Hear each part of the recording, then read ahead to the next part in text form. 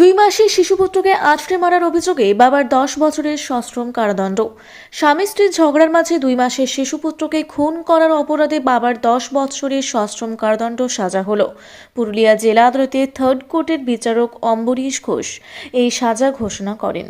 ঘটনার সূত্রপাত গত 4 আগস্ট 2022 সালে। স্ত্রী নেহারি রুহিদাস তার ভাইয়ের সাথে বাপের বাড়ি যেতে চাইলে স্বামী সাগর রুহিদাস তার 2 মাসের শিশুপুত্রকে যেতে দেব না বলে দাবি করে।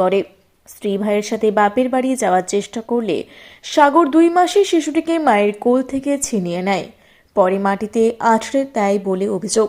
তারপরে ঘটনাস্থলে শিশুটির মৃত্যু হয়। স্ত্রী নেহারি রুহিদাস স্বামীর বিরুদ্ধে টামনা থানায় অভিযোগ করে। অভিযোগের ভিত্তিতে সাগর রুহিদাসকে গ্রেপ্তার করে টামনা থানার পুলিশ। অবশেষে অপরাধীর অভিযুক্তের সাজা ঘোষণা হলো। ঘটনাটা ছিল আপনার 4/8/2022 তারিখে আপনার নেহারি রুহিদাস একটি অভিযোগ করেছেন তার স্বামী সাগর রুহিদাসের বিরুদ্ধে। কি অভিযোগ?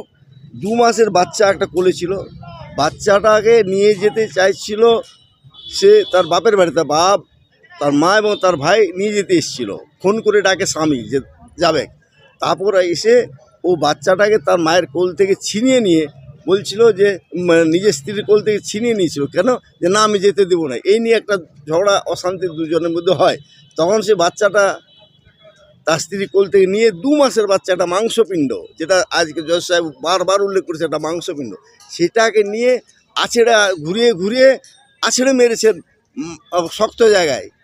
সাথে সাথে তার মাথার ঘিলু বেরিয়ে গেছে এবং মানে কি অবস্থা যে হয়েছে সেটা আজকে ব্যক্ত করলেন জজ সাহেব। বলছেন একটা মাংসপিণ্ড ছেলেকে যে করে সে কি না করতে পারে।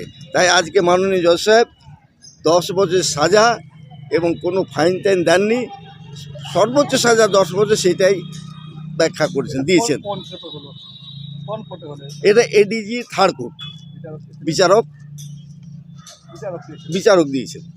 এবং আজকে দীর্ঘ 22 সাল থেকে ছেলেটিকে আসামি ভিতরে ছিল, জামিনের নানা রকম বাহানা করেছিল, নানা রকম বাহানা, কিন্তু জজ সাহেব জামিন দেননি। এবং আমিও যাতে জামিন না পান, ঠিক বিচার পান ছেলের মা, এবং সমাজে যেমন একটা বার্তা যায় যে এটা করা খুবই অন্যায়, এটা অনৈতিক, একটা বাচ্চা শিশুকে হত্যা করা, এটা সমাজের কাছে বার্তা যায়। তার জন্য আমি প্রাণপণ লড়াই করেছি এবং সেটা আমি সার্থক হয়েছি। আপনার নাম?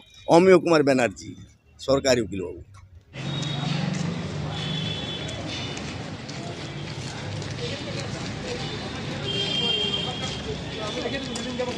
কি করে